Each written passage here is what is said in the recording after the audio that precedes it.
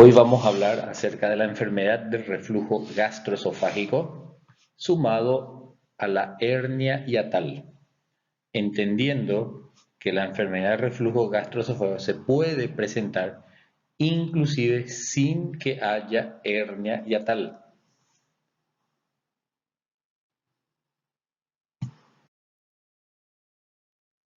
Entonces, el reflujo gastroesofágico se produce porque la función normal del esfínter esofágico inferior no está no está siendo realizada de forma apropiada.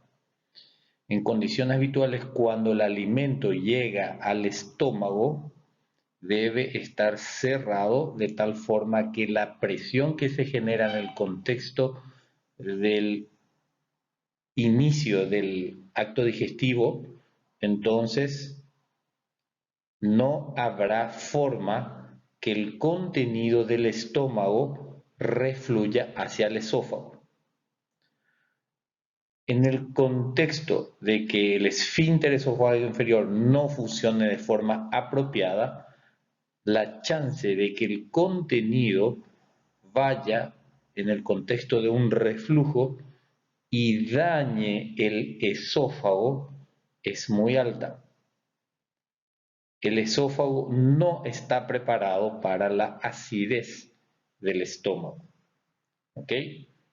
Entonces, por eso hablamos de un reflujo gastroesofágico. En este contexto, como señala aquí la figura, no hay hernia hiatal. ¿Ok? Por eso es lo que hay que definir que antes, históricamente, había digamos, una asociación implícita de hernia con reflujo. Hoy en día ya ese término ha sido dejado de lado y puede perfectamente haber reflujo con daño de la mucosa severa sin que necesariamente haya hernia hiatal. El reflujo gastroesofágico es el responsable de un 75% de la patología del esófago. En cuanto a los síntomas, fíjense, la regurgitación del ácido ocasiona lo que llamamos pirosis. ¿Ok?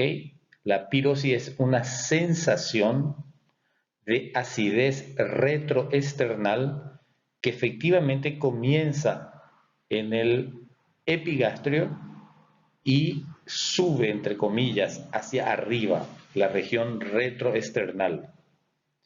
Al inicio es prácticamente localizado a nivel del epigastrio, pero a medida que va progresando en el tiempo, va subiendo el paciente percibe que la acidez va llegando cada vez más en sentido proximal a nivel del tórax.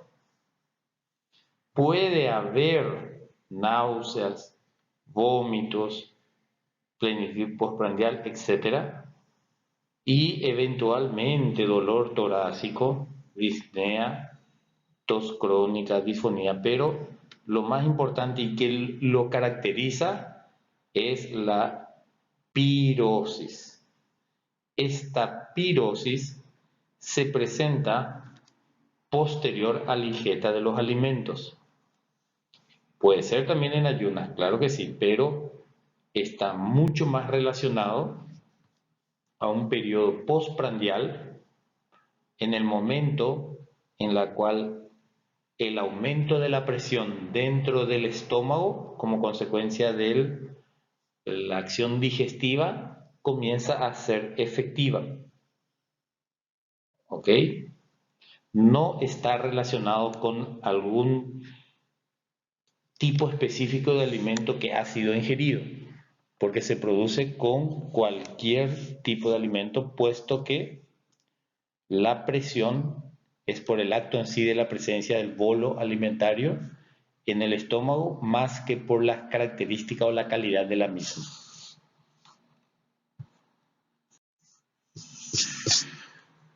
Una vez que se produce el reflujo, la clasificación de Saverin-Miller en 1990 habla del grado de esofagitis, o sea, inflamación del esófago. Esta es una clasificación endoscópica en la cual tipifica en 4 grados. Grado 1 es una erosión única, puede haber múltiples, pero son longitudinales, por sobre todo son aisladas. En cambio, la 2 ya son erosiones múltiples, obviamente longitudinales, pero ya son confluentes. Esto es lo que diferencia prácticamente cuando hay múltiples. El grado 1 son aisladas, pero en el grado 2 ya son confluentes.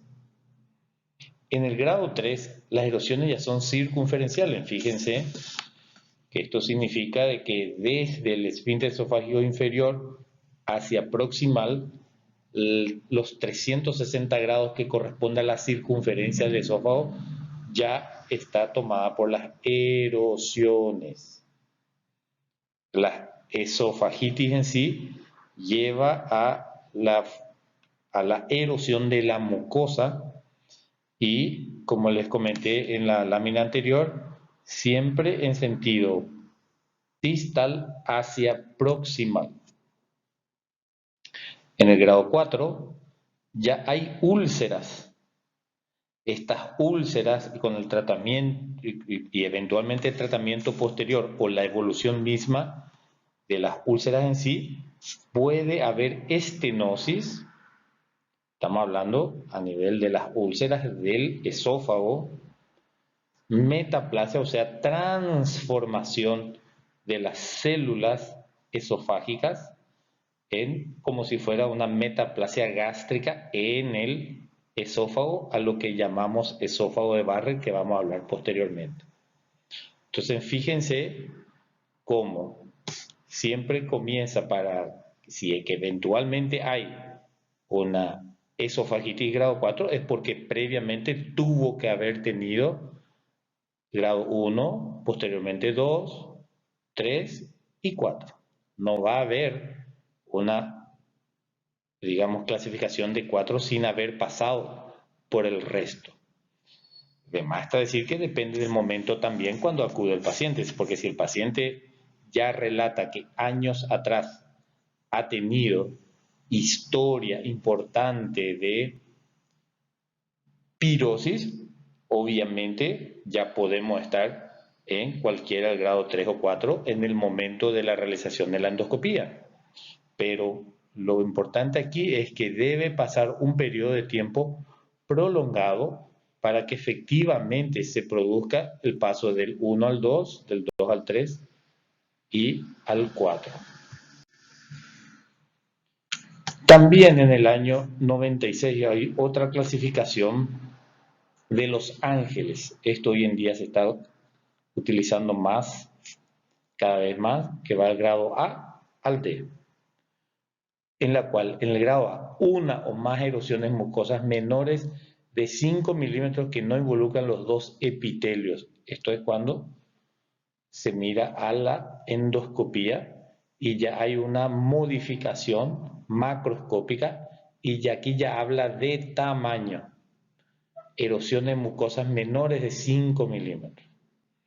En el grado B, unas o más erosiones mucosas ya obviamente son mayores de 5 milímetros, similar al otro, no involucran los dos epitelios, entendiendo que está el epitelio gástrico y el epitelio esofágico. El grado C, una o más erosiones que involucran los epitelios, aquí ya son los dos, y comprometen menos del 75% de la circunferencia del esófago. Aquí sí ya se comienza a hablar de los 360 grados que compone el diámetro del esófago. Aquí por lo menos del 75% hay un compromiso del mismo. Y en el D puede haber una o más erosiones, afectan los dos epitelios y comprometen a más del 75% de la circunferencia del esófago. Así, similar la anterior, a la clasificación anterior, comienza desde más distal hacia proximal para poder entender que siempre los grados, digamos, de mayor compromiso antes tuvieron que haber comenzado, por ejemplo, con el grado A, posteriormente B, C y D. Estos, repito una vez más, lleva mucho tiempo, no es rápido, lleva años, o tiene que, para que dure menos o solamente algunos meses, el grado de o sea, la cantidad de ácido que llega al esófago debe ser muy grande, de tal manera que pudiera haber un compromiso afectado del más, o sea, del grado D o del 75% de la circunferencia del esófago en un periodo corto de tiempo, es porque tiene que haber un aumento muy notorio de la cantidad de ácido que baña al esófago. Ahora bien, vamos a hablar de la hernia hiatal. ¿En qué consiste? Y es la protrusión de la unión gastroesofágica y o parte del estómago a la cavidad torácica. Al hablar de hernia hiatal, obviamente estamos hablando que sucede esto a través del hiato esofágico. Puede ir la unión esófago-gástrica hacia arriba, ¿ok? Hacia el tórax, o no necesariamente esta unión, sino otra parte del estómago. La hernia hiatal y el reflujo gastroesofágico son entidades separadas, pero el 80% de los reflujos gastroesofágicos tienen hernia hiatal concomitante. Esto es lo que ya habíamos señalado previamente, que hay una separación entre ambos, pero que son dos entidades separadas, diferentes, que uno puede llevar a la otra, pero que están en el 80% juntos. Hay cuatro tipos de hernia hiatal. Tipo 1 es la llamada por deslizamiento, en la cual la unión esófago-gástrica se desliza hacia el mediastino.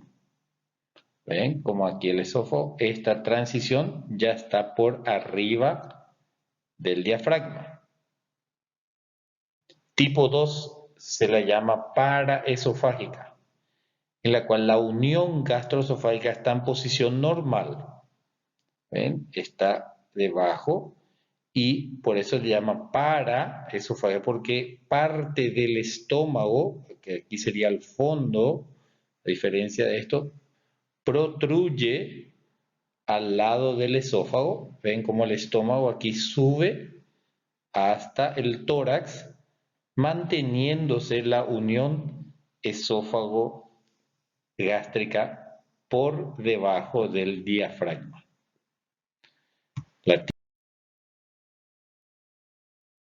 La tipo 3 es la mixta, que es la combinación de la tipo 1 y tipo 2. ¿Qué significa esto?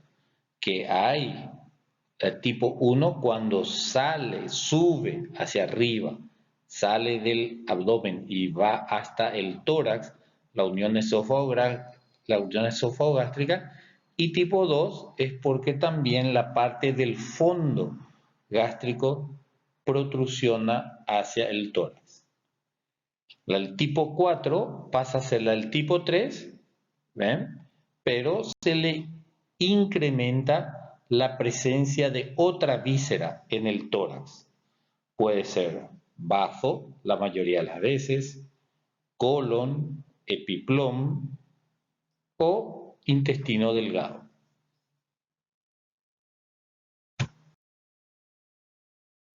Aquí vemos nuevamente, en condiciones normales, los cuatro tipos de hernias, ¿verdad?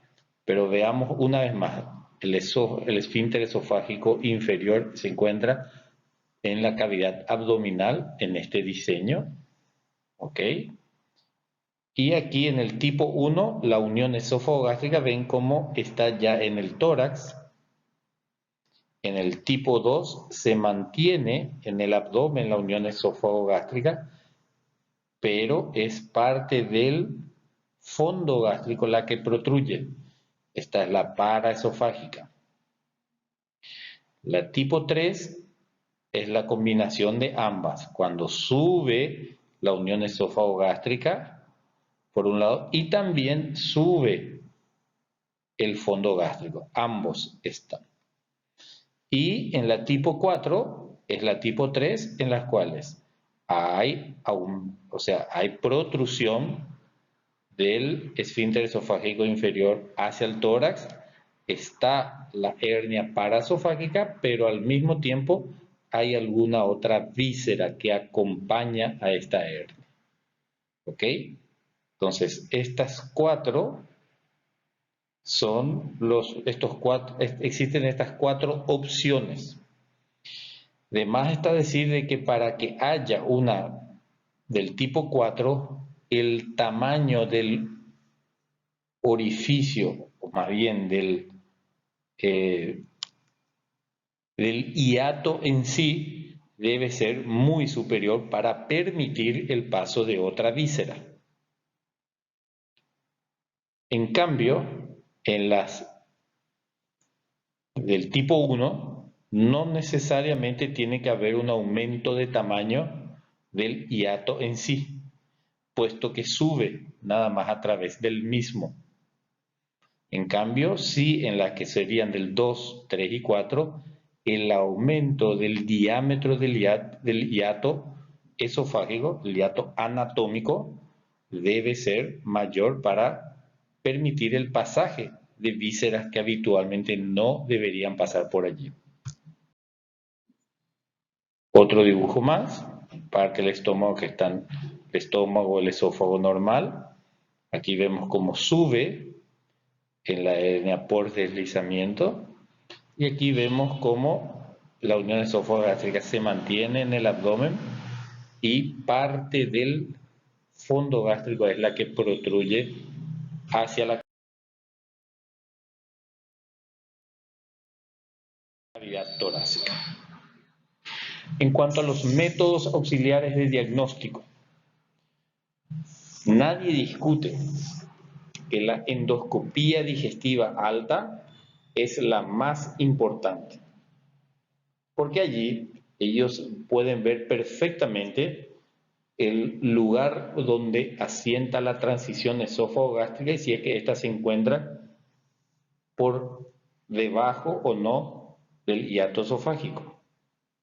Además de permitir la visualización de la misma, obviamente se ve la anatomía por dentro del esófago y del estómago en sí. El esofagograma es el segundo estudio que habitualmente se solicita para ver, se dibuja perfectamente dónde está localizada el esfínter y parte del fondo. En cambio, la radiografía de tórax, la simple, más bien da señales indirectas acerca de un ensanchamiento del mediastino por sobre todo, ausencia de la burbuja gástrica habitual en abdomen. O sea que, si bien es cierto, a todos los pacientes se solicita radiografía de tórax, por algunas circunstancias, no necesariamente para el diagnóstico en sí, entonces ya nos puede dar señales indirectas. La tomografía de tórax en general, cuando la realizamos cuando ya tenemos un diagnóstico de hernia hiatal, en la cual hay sospecha de que eventualmente, además del tipo 3, puede haber alguna otra víscera. Entonces nos va a ayudar muchísimo saber si es que el bazo u otra víscera se encuentra también dentro del tórax. Y es la tomografía axial computarizada la que nos va a permitir la visualización de las otras estructuras que normalmente deberían estar en el abdomen y aquí lo vemos en el tórax. Con estos estudios son más que suficientes para llegar al diagnóstico. No todas las veces hacemos todos estos estudios. Principalmente la tomografía de tórax en los tipo 4, eventualmente tipo 3 barra tipo 4. En cambio, en las de tipo 1 o 2 no es necesaria la tomografía. En cambio, nos ayuda muchísimo en las de tipo 3. En la de 3 sería para descartar que hay un 4 y para el 4 para saber qué víscera eventualmente podría estar en el tórax. Además, que nos va a permitir saber qué tanto contenido del abdomen ha penetrado en el tórax, de tal forma saber qué tan dificultosa podría ser la cirugía en sí en el contexto de la reincorporación de las vísceras al abdomen, desde el tórax al abdomen, en el momento de la cirugía, vamos a tener las dificultades que eso nos va a proporcionar. Vemos aquí la endoscopía, ¿verdad? Cómo nos va a permitir la visualización eventualmente de la hernia,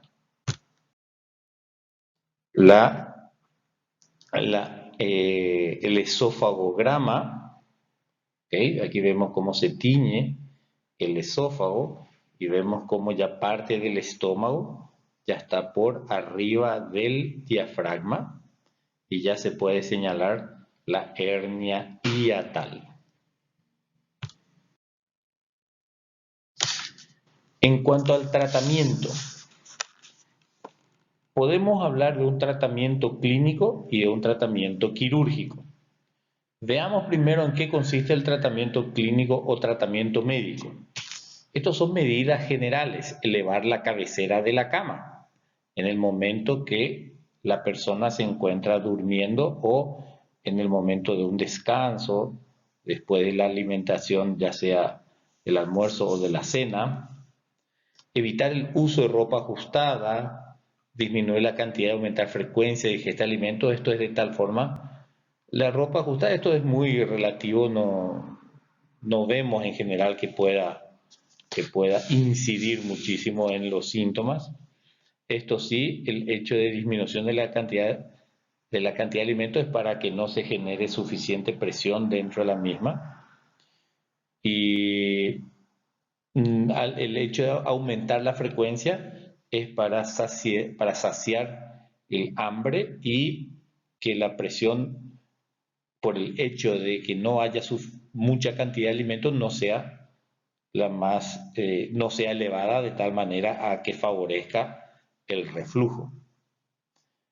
No comer antes de acostarse, indicarle que el paciente se alimente y pase un tiempo sentado luego de acostarse para dar tiempo a que el bolo alimentario, digamos, pase del estómago al duodeno.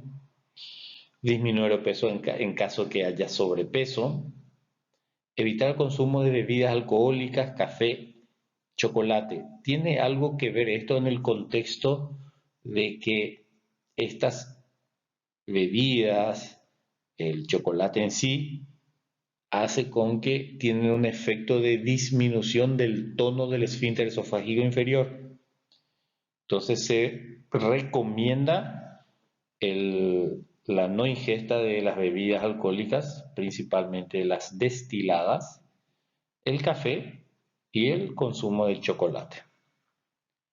Se puede utilizar medicamentos como el omeprazol, a razón de 40 miligramos por dosis, que hace con que no se forme el ácido. Es un inhibidor de la bomba de protones en el contexto de formación del ácido clorhídrico. Y los antiácidos en general son aquellos que neutralizan el ácido ya formado. Esto es el contexto general de una enfermedad de reflujo gastroesofágico.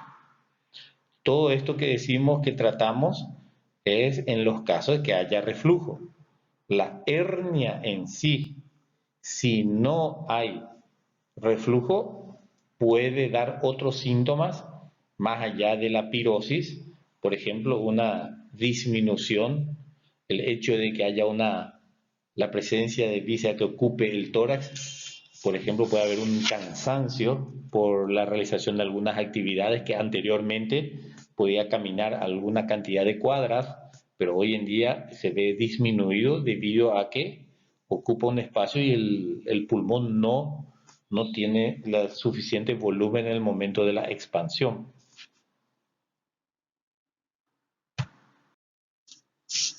En cuanto al tratamiento quirúrgico,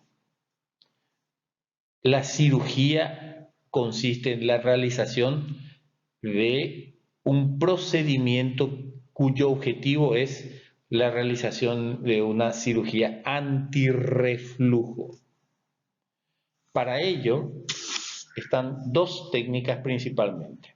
La fundo, se dice fundo por la utilización del fondo gástrico, una plicatura, que es una sutura de tipo Nissen, o sea, fue Nissen quien ha hecho por primera vez, de 360 grados, significa que se abarca la totalidad de la circunferencia del esófago, o la fundoplicatura de Lind-Tupet de 270 grados. No llega a ocluir la totalidad de la circunferencia del diámetro del esófago. Se puede realizar por vía laparoscópica, obviamente laparotómica, pero hoy en día es el método de elección y se considera el gold estándar la cirugía antirreflujo a través de la laparoscopía. Se puede hacer también por vía robótica y después en capítulos siguientes podemos hablar acerca de las características. Aquí vemos por vía laparoscópica. En general no necesariamente están localizados allí los puertos de trócares, pero en general se hacen con 4 y eventualmente un quinto trócar aquí. Y lo que se realiza es en esencia la liberación del fondo gástrico, apertura de la membrana frenoesofágica, la reintroducción a la cavidad del esfínter esofágico inferior en caso de que haya sido tipo 1 por deslizamiento, y si es tipo 2 del fondo gástrico hacia la cavidad abdominal. Si es tipo 3 o 4, la misma forma, la reintroducción a la cavidad abdominal de todo lo anormal que está en la cavidad torácica. Una vez que ya está en su posición normal, se hace la hiatoplastia o cierre del hiato esofágico y posteriormente se procede a fundoplicatura. Como les mencioné, una vez liberado el fondo gástrico, permite pasar por detrás, ¿ven? Siguiendo esta flecha, por detrás del esófago, ¿verdad? Como le abraza, y una parte de la cara anterior del estómago, aquí a la altura, más o menos a la pared anterior, y se une tanto el fondo, por eso se llama fundoplicatura, y le abraza, esto es de 360 grados, la totalidad de la circunferencia, el diámetro del esófago. Aquí aproximadamente se realizan 5 a 6 centímetros, al menos al inicio se decía 2 a 3 centímetros, pero se ha visto que en cuanto mayor sea la longitud del lugar donde se aprieta el esfínter esofágico inferior, digamos que la efectividad es mayor. Ok, repasando entonces, se libera el fondo gástrico, eso permite el pasaje por detrás del esófago, vuelve al borde derecho, a la cara anterior, y se vuelve a unir entre sí, cubriendo la totalidad del esófago. Esta es la de Nissen, 360 grados. Así es como queda la parte final. Aquí en este caso nomás habla se menciona 2 a 3, 2 puntos en este caso. En general se realizan más. Y esta es la de Toupet, que no se completa los 360, quedan 270 grados. ¿Ven? Esta es la parte del en la parte anterior. Este es el borde izquierdo, este es el borde derecho del esófago, y ven cómo no cubre la totalidad. Se ve aquí el esófago, y entonces en el borde izquierdo y digamos en el borde derecho se hacen las suturas. Aquí el fondo pasó por detrás del esófago y llega hasta lo que sería parte del borde derecho, y en el borde izquierdo dejando expuesta la pared anterior del esófago. O sea, esta es tu PET de 270 grados. Laparoscópicamente es menos complicada la realización del Nissen, que agarra ambos estómagos, porque con una línea sutura ya se realiza la unión de ambas. En cambio aquí hay una línea sutura en el borde izquierdo y otra línea sutura en el borde derecho. Por eso también favorece tanto a la robótica como a la laparoscópica la realización de la cirugía de Nissen. Desde el contexto de la realización de la cirugía por vía laparotómica, hoy en día, si bien es cierto se sigue realizando, ya no se recomienda, el gold estándar es por vía laparoscópica. Ahora bien, podemos hablar de las complicaciones del reflujo gastroesofágico. Más que complicaciones podría ser evolución, que efectivamente ya habíamos hablado de la esofagitis que produce. A su vez puede llevar a una úlcera, y las úlceras en sí a una estenosis esofágica. Y por último, al esófago de Barrett. Y esto es lo que vamos a hablar a continuación. Ahí está, hablamos ahora del esófago de Barrett.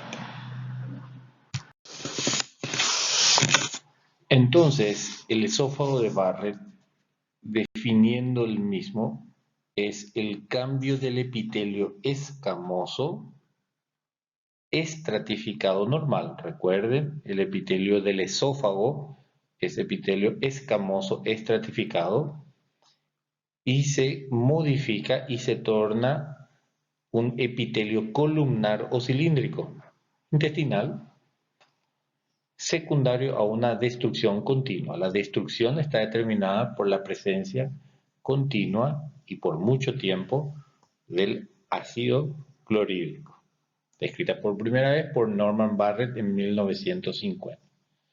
Entonces, esto no es normal que el epitelio escamoso sea modificado, sea sustituido por el epitelio columnar o cilíndrico del estómago.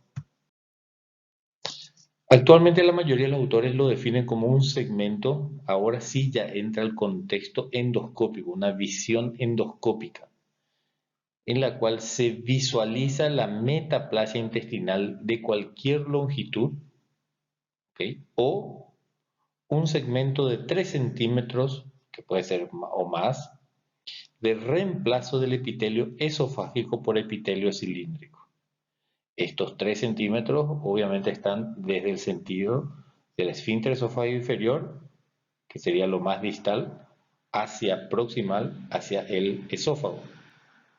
Entonces, en promedio se habla de 3 centímetros del cambio que se visualiza endoscópicamente de lo que sería el epitelio normal del esófago, escamoso, estratificado, y en la cual se cambia por un epitelio cilíndrico. ¿Ok?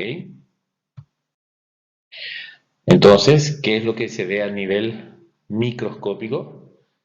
La secuencia metaplasia, displasia, y por último lo que no queremos es el adenocarcinoma de esófago, ¿ok? Como consecuencia de la enfermedad de reflujo gastroesofágico.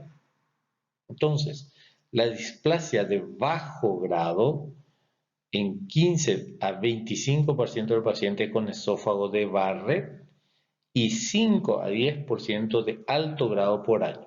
¿Qué significa esto? Que la displasia de bajo grado, ya en el contexto de un esófago de Barrett, ¿ok? ya hay una displasia, en 15 a 25% es de bajo grado. Y por año de esta cantidad de pacientes, más o menos el 5 al 10% se torna de alto grado. La displasia se torna de alto grado. ¿Ok? 5 a 10% de los casos progresan de esófago de Barrett no displásico a displásico por año y 1% a adenocarcinoma. Este 1% de adenocarcinoma está relacionado con este 5 a 10% de alto grado, ¿verdad?, de displasia. Si bien es cierto, según estas cifras, dentro del contexto de que el paciente ya tiene un esófago de Barrett, no todos van a evolucionar a adeno-CA, pero ¿cuáles de ellos son los que van a evolucionar? Allí está la pregunta que no tiene respuesta. No vamos a saber cuál va a ser ese paciente a quien le va a tocar. ¿Ok? Los números dicen que puede ser un porcentaje bajo, pero ¿cuál de esos pacientes es el que va a ser o no va a ser aquel que va a evolucionar? Eso es lo que no sabemos. Y el tratamiento quirúrgico también del esófago de Barrett es la fundoplicatura, lo mismo que ya hablamos. Y si es que ya hay alto grado de displasia, entonces sí, ya hay que pensar en una esofaguectomía. ¿Ok? Que esa es, digamos, son temas de discusiones entre nosotros los cirujanos, con los gastroenterólogos, cuando sería la toma de decisión para la realización de una esofaguectomía en el contexto de un esófago de Barrett. Bueno, hasta aquí ha sido la clase de hernia hiatal, reflujo gastroesofágico y esófago de Barrett.